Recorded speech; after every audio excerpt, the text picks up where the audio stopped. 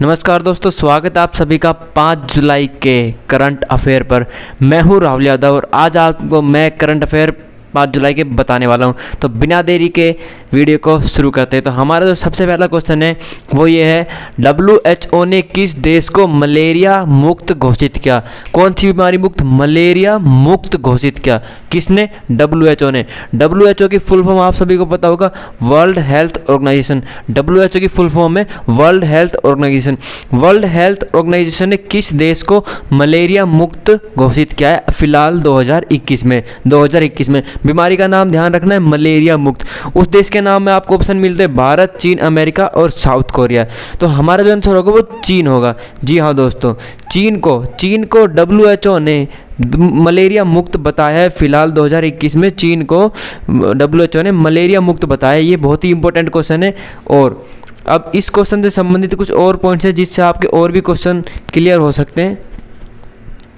सबसे पहली बात कि चीन ने ये जो अचीवमेंट प्राप्त की है मलेरिया मुक्त होने की, इसमें कितना टाइम लगा है चीन को? चीन को कितना टाइम लगा है? इसमें 70 सालों के प्रयास के बाद। जी हाँ दोस्तों, चीन को लगातार 70 साल हो गए मलेरिया बीमारी को कंट्रोल करने में, ताकि उनके देश में मलेरिया बीमारी ख़त्म हो चुके।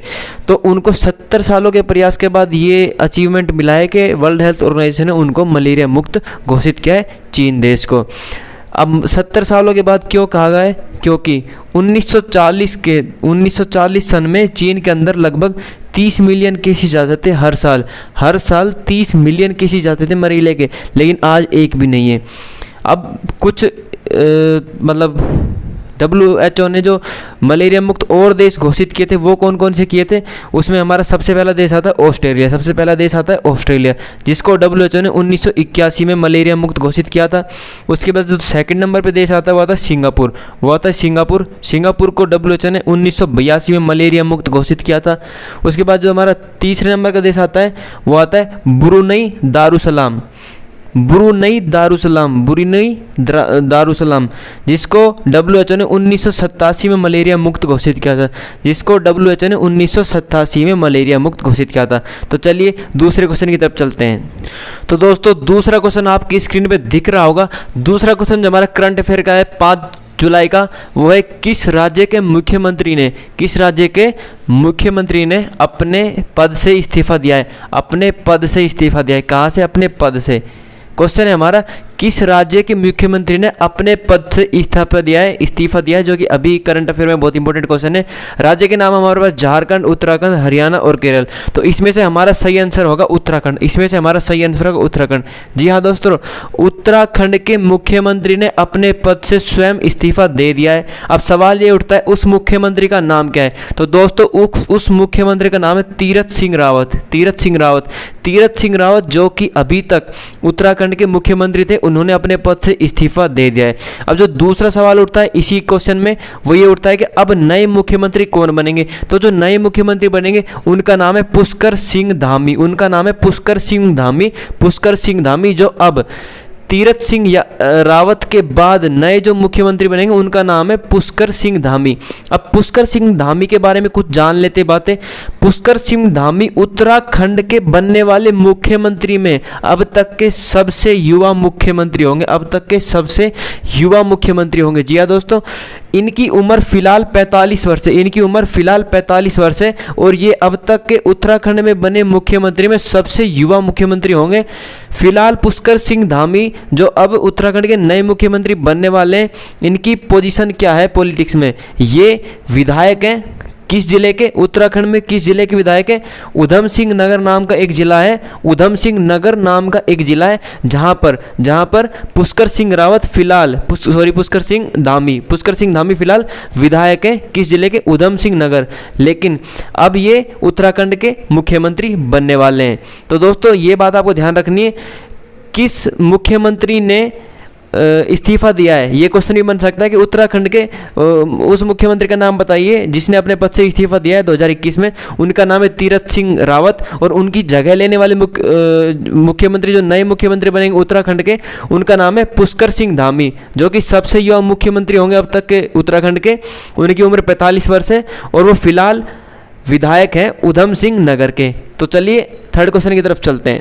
आपके सामने जो थर्ड क्वेश्चन है वो ये है, किस भारतीय पहलवान पर डोपिंग के लिए 2 साल का प्रतिबंध लगाया गया है? जी हाँ दोस्तों, यहाँ पर जो मेन पॉइंट है, किस भारतीय यानी पहलवान, किस भारतीय पहलवान पर किस केस में, डोपिंग के केस में कितने सालों का प्रतिबंध लगाया गया है? 2 सालों का प्रतिबंध लगाया गया है। पर बंदियानी 2 साल के लिए बैन कर दिया गया है। वो खिलाड़ी 2 साल के लिए खेल नहीं खेल पाएगा जो भी वो खेल खेलता था। ऑप्शन नंबर में ए मिलता है गौरव पहलवान, दूसरा मिलता है सुमित मलिक पहलवान, तीसरा हुड्डा पहलवान और चौथा पूनिया पहलवान। ये चारों के चारों पहलवान ही है। तो हमारा जो ऑप्शन नंबर सही होगा वो होगा सुमित मलिक। वो है सुमित मलिक, यानी सुमित मलिक को भारत सरकार द्वारा 2 साल के लिए प्रतिबंध लगा दिया गया है डोपिंग के केस में। तो हमारा आंसर यहाँ पर बी ऑप्शन सही है, यानी किस भारतीय पहलवान पर डोपिंग के लिए 2 साल का प्रतिबंध लगाया गया है, उस भारतीय पहलवान का नाम है सुमित मलिक पहलवान। अब सुमित मलिक के बारे में कुछ ऐसी खास बातें जान लेते हैं जो शायद पेपर में पूछ ली जाए, क्योंकि ये करंट अफेयर का टॉपिक है सुमित मलिक। तो जरूरी नहीं है आपसे यही क्वेश्चन पूछे, आपसे इन डाटा में से भी क्वेश्चन पूछा जा सकता है जो मैं आपको अभी बताने वाला हूं। तो सबसे पहला पॉइंट क्या है? सबसे पहला पॉइंट है सुमित मलिक का जन्म कब हुआ था? सुमित मलिक का जन्म कब हुआ था? तो सुमित मलिक का जन्म 19 जनवरी 1993 को हुआ था। इस हिसाब से ही 28 साल के हो चुके हैं। 9 जनवरी 1993 में सुमित मलिक का जन्म हुआ था। दूसरा जो पॉइंट है, सुमित मलिक किस वेट कैटेगरी में खेलते हैं? पहलवानी में जो कंपटीशन होते हैं वो वेट के हिसाब से होते हैं। तो जो सुमित मलिक है वो 125 किलो की कैटेगरी में खेलते हैं, 125 किलो की कैटेगरी में खेलते हैं। जो तीसरा पॉइंट है, क्या सुमित मलिक ने कभी गोल्ड मेडल जीता था? जी हाँ दोस्तों, सुमित मलिक ने गोल्ड मेडल जीता था। कौन से सन में जीता था? सन 2018 में सुमित मलिक ने गोल्ड मेडल जीता था। किस गेम के अंदर जीता था? कॉमनवेल्थ गेम्स कंपटीशन हुआ था, उसके अंदर जीता था। कॉमनवेल्थ गेम्स नाम का कंपटीशन हुआ था, उसके अंदर सुमित मलिक ने गोल्ड मेडल जीता था। क्या सुमित मलिक ने कभी सिल्वर मेडल जीता था? जी हाँ दोस्तों, सुमित मलिक ने सिल्वर मेडल भी जीता था, वो भी एक बार नहीं 2 बार जीता था। सिल्वर मेडलिस्ट है सुमित मलिक। कौन कौन से गेम में जीता था? पहला जो सिल्वर मेडल जीता था वो एशियन रेसलिंग में जीता था, एशियन रेसलिंग गेम में, और दूसरा सिल्वर मेडल कॉमनवेल्थ गेम्स में जीता था। यानी सुमित मलिक ने 2018 में तो गोल्ड मेडल जीता था, किस गेम में? कॉमनवेल्थ गेम में, और 2 बार सिल्वर मेडल जीत चुका है, पहला एशियन रेसलिंग गेम्स में और दूसरा कॉमनवेल्थ गेम में। तो इस सुमित मलिक से रिलेटेड जो भी क्वेश्चन पूछे जा सकते हैं एग्जाम में वो मैंने आपको बता दिए। अब चलते हैं चौथे क्वेश्चन की तरफ। चौथा क्वेश्चन आपकी स्क्रीन पर दिख रहा है। चौथा क्वेश्चन है हमारा, किस देश के रक्षा सचिव डोनाल्ड रमफेल्ड का निधन हुआ? तो यहाँ पर जो रक्षा सचिव है उनका नाम दिया गया है डोनाल्ड रमफेल्ड। और हमसे पूछा गया है कि वह किस देश के थे? तो दोस्तों जो हमारा आंसर होगा वो है अमेरिका। ऑप्शन नंबर सी हमारा सही है, यानी अमेरिका देश के रक्षा सचिव डोनाल्ड रमफेल्ड का निधन हुआ है। तो इस एक क्वेश्चन में आपके पास 2 क्वेश्चन है। आपको क्वेश्चन में ऐसे भी पूछा जा सकता है कि हाल ही में अमेरिका के किस रक्षा सचिव का निधन हुआ था? तो हमारा आंसर डोनाल्ड रमफेल्ड आएगा। तो आपको ये नाम भी ध्यान रखना है कि अमेरिका के रक्षा सचिव जिनका नाम डोनाल्ड रमफेल्ड है, उनका हाल ही में निधन हुआ था। इस वाले टॉपिक में केवल यही 2 क्वेश्चन बन सकते हैं। तो हम चलते हैं 5वें क्वेश्चन की तरफ। तो हमारा 5वां क्वेश्चन है वो दोस्तों ये है, अमेरिका ने किस देश में स्थित अपने 20 साल के स्थायी बगराम एयरबेस को छोड़ा? हमारा क्वेश्चन ये कह रहा है कि अमेरिका ने किस देश में अपने 20 साल के स्थायी मतलब स्टेबल, जो काफ़ी पुराना एयरबेस था, उसका नाम, जो एयरबेस का जो नाम दिया गया हमें बगराम एयरबेस नाम दिया गया है। ये हमें ध्यान रखना है, किस देश में उसको छोड़ दिया गया है। यानी अमेरिका ने किस देश में स्थित अपने 20 साल के स्थायी बगराम एयरबेस को छोड़ा? तो हमें क्या बात ध्यान रखनी है इस क्वेश्चन में? उस एयरबेस का नाम क्या है? बगराम एयरबेस उस एयरबेस का नाम है जो कि हमें याद रखना है। और किस देश में छोड़ा है दोस्तों? अफगानिस्तान देश में अमेरिका ने अपना बगराम एयरबेस छोड़ा है। एयरबेस का नाम बहुत ज़रूरी है, क्योंकि क्वेश्चन में ये भी पूछ सकता है कि उस एयरबेस का नाम क्या है जो अमेरिका ने अफगानिस्तान में छोड़ दिया, मतलब कि वहाँ से जो अफगानिस्तान की गवर्नमेंट है उनको ही दे दिया, तो उसका नाम है बगराम एयरबेस। अब इनके बारे में कुछ और पॉइंट्स जान लेते हैं। जो बगराम एयरबेस है वो अफगानिस्तान में सबसे बड़ा US मिलिट्री एयरबेस है। यानी अफ़गानिस्तान के अंदर जो यूएस मिलिट्री के जितने भी एयरबेस है उनमें सबसे बड़ा जो एयरबेस है वो बगराम एयरबेस ही है। ओके, उसके बाद जो दूसरा पॉइंट आता है, कब दिया यूएस मिलिट्री ने अफ़गानिस्तान की जो मिलिट्री है उनको ये बगराम एयरबेस कब दिया? शनिवार का मतलब 3 जुलाई 2021, 3 जुलाई 2021 को दिया है। किसको दिया है? अफ़गान डिफेंस मिनिस्ट्री अफ़गानिस्तान की मिलिट्री है, उनको ये सौंपा गया यूएस मिलिट्री के द्वारा। तो ये क्वेश्चन उम्मीद है आपको समझ में आएगा। अगर आप ऐसे ही मतलब करंट अफेयर अच्छे से अच्छे, और करंट अफेयर सब बताते हैं, सब लोग करंट अफेयर बताते हैं, लेकिन मैं आपको करंट अफेयर के बाद उस टॉपिक से रिलेटेड जो और 2-4 क्वेश्चन बन सकते हैं वो भी बताता हूं। तो इसी बात पे चैनल को सब्सक्राइब कर लीजिए, और ये वीडियो पसंद है तो लाइक करना।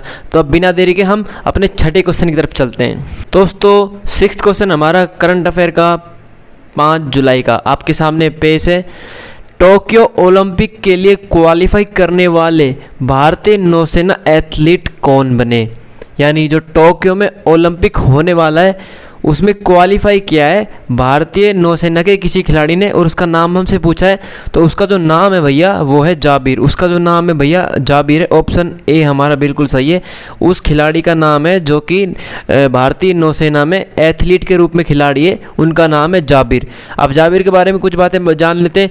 उन्होंने कितने मीटर की रेस में ओलंपिक के लिए क्वालिफाई किया है? वो है 400 मीटर।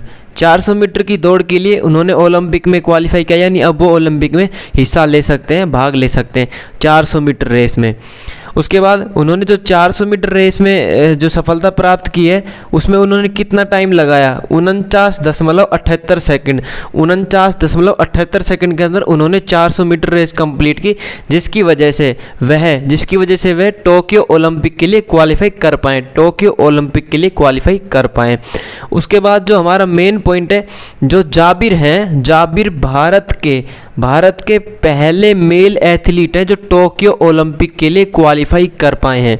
जी हाँ दोस्तों, जाबिर भारत के पहले मेल एथलीट, ये ध्यान रखना, मेल एथलीट यानी मतलब लड़का है, वो लड़की नहीं है। तो जाबिर भारत के पहले मेल एथलीट हैं जो टोक्यो ओलंपिक में हिस्सा ले पाएंगे। उन्होंने क्वालिफाई किया टोक्यो ओलंपिक को, और कितनी मीटर की रेस में? 400 मीटर की रेस में। तो ये कुछ 2-4 बातें जो हमें इस क्वेश्चन के बारे में ध्यान रखनी है। तो हम 8th क्वेश्चन की तरफ चलते हैं। अब जो अपना 7th नंबर का क्वेश्चन है वो यह है, भारत ने किस देश के साथ कैदियों की अनुसूची को साझा किया है? मतलब 2 देश है, उन्होंने आपस में कैदी होते हैं जो भाई साहब क्रिमिनल होते हैं, उनकी सूची यानी उनकी लिस्ट को आपस में साझा किया है, आपस में डिस्ट्रीब्यूट किया है। तो उस देश का नाम है पाकिस्तान। पाकिस्तान के साथ भारत ने क्रिमिनल्स यानी कैदियों की अनुसूची को साझा किया है। अब इस क्वेश्चन में डीप में जाने के लिए कोई भी फैक्ट हमारे पास नहीं है, तो बिना देरी के हम 8th क्वेश्चन की तरफ चलते हैं। 8th क्वेश्चन जो हमारा होने वाला है वो ये है कि भारत की किस फल की प्रजाति को गुवाहाटी से दुबई निर्यात किया गया है? यानी गुवाहाटी से दुबई भेजा गया है। निर्यात का मतलब भेजना, आयात का मतलब लेकर आना, इंपोर्ट यानी लेकर आना, एक्सपोर्ट यानी भेजना। तो निर्यात को इंग्लिश में एक्सपोर्ट बोलते हैं और आयात को इंग्लिश में इंपोर्ट बोलते हैं। तो भारत के कौन से फल की प्रजाति है जिसे गुवाहाटी से दुबई भेजा गया है? तो दोस्तों जो हमारा आंसर होगा वो होगा अंगूर। हमारा अंगूर आंसर होगा, यानी अंगूर की प्रजाति को गुवाहाटी से दुबई भेजा गया है। अब जो दूसरा सवाल उठता है कि अंगूर की कौन सी प्रजाति है जिसे गुवाहाटी से दुबई भेजा गया है, तो मैं आपको बता देता हूँ, उस प्रजाति का नाम है लैटिको। ये मैंने हिंदी और इंग्लिश दोनों में लिखा है। जो लैटिको है वो साइंटिफिक नेम है। अंगूर की जो प्रजाति है जिसको गुवाहाटी से दुबई भेजा गया है उसका जो साइंटिफिक नेम है लैटिको। लेकिन लैटिको को हमारी भारतीय भाषा में यानी हमारी देसी भाषा में बर्फी अंगूर बोलते हैं। बर्फी अंगूर नहीं, बर्मी अंगूर। बर्फी और बर्मी में यार फ़र्क ही नहीं है। गलती से निकल गया, बर्मी अंगूर। बर्मी को अगर मैं इंग्लिश में लिखता हूँ BARMI, बर्मी अंगूर, यानी उस प्रजाति का नाम क्या है, बर्मी अंगूर हमारी भारतीय भाषा में, जिसे गुवाहाटी से दुबई भेजा गया है। अब हमसे क्वेश्चन में मतलब कि इसमें 3 क्वेश्चन बनते हैं। एक तो ये क्वेश्चन बनता है किस फल की प्रजाति को गुवाहाटी से दुबई भेजा गया, अंगूर फल की प्रजाति को। उस प्रजाति का साइंटिफिक नेम क्या है, लैटिको, और उस प्रजाति का अपने इंडियन लैंग्वेज में नाम क्या है, बर्मी अंगूर। तो ये हमारे मतलब इसमें जितने भी क्वेश्चन बन सकते हैं मैंने आपको बता दी। अब नवे क्वेश्चन की तरफ चलते हैं दोस्तों। अब जो हमारा नवा क्वेश्चन और आखिरी क्वेश्चन है आज का 5 जुलाई का, वो यह है कि भारत के किस शहर में डॉक्टर अंबेडकर की स्मारक रखी गई। स्मारक यानी मतलब कोई बहुत ही बड़ी मूर्ति है जिसको रखा गया है, और वहाँ पर कुछ लाइब्रेरी भी बनाई जाएगी, वो मैं आपको बताऊंगा। तो भारत के किस शहर में डॉक्टर अंबेडकर की स्मारक रखी गई है। तो जो हमारा सही आंसर होगा वो होगा लखनऊ, यानी लखनऊ के अंदर। लखनऊ कहाँ पर है, लखनऊ उत्तर प्रदेश में, यानी उत्तर प्रदेश के शहर लखनऊ में डॉक्टर अंबेडकर की स्मारक रखी गई है। अब जो दूसरा मुद्दा उठता है, किसके द्वारा रखी गई है, राष्ट्रपति कोविंद के द्वारा रखी गई है। क्वेश्चन ये भी पूछा जा सकता है कि जब 2021 में डॉक्टर अंबेडकर की स्मारक रखी गई थी लखनऊ शहर में, उत्तर प्रदेश के लखनऊ शहर में, तो किसके द्वारा रखी गई थी या उस समय कौन सा राष्ट्रपति था। तो हमारा आंसर होगा कोविंद सिंह के द्वारा, या फिर कोविंद उस समय हमारे राष्ट्रपति थे। जो दूसरा पॉइंट है, इसमें लगभग 45.05 करोड़ की लागत आएगी, और जो वहाँ पर संग्रहालय यानी लाइब्रेरी बनेगी उसके अंदर 750 लोगों की कैपेसिटी होगी, 750 लोगों की क्षमता होगी। तो आपको ध्यान रखना है कि डॉक्टर अंबेडकर की जो स्मारक है वो लखनऊ यानी उत्तर प्रदेश के लखनऊ शहर में रखी गई है, राष्ट्रपति कोविंद के द्वारा रखी गई है। लागत 45.04 करोड़ और क्षमता लगभग 750 लोगों की होगी उस संग्रहालय में। उसमें काफ़ी ज़्यादा बड़ा हॉल बनाया जाएगा। उम्मीद है आपको ये वीडियो पसंद आई होगी। तो हम आज की इस वीडियो का 500 लाइक एम रखते हैं, 500 लाइक, क्योंकि मेरी ये जीके से संबंधित करंट अफेयर की पहली वीडियो है, और आने वाले फ्यूचर में रोजाना अपडेट आएगा आपको टॉप 10 करंट अफेयर का या फिर टॉप 15 करंट अफेयर का। तो इसके लिए हमारे चैनल पाठशाला पॉइंट को सब्सक्राइब कर लीजिए और नोटिफिकेशन बेल को ऑल पे क्लिक कर लीजिए ताकि आपको अपडेट मिले सबसे पहले। तब तक के लिए जय हिंद, जय भारत।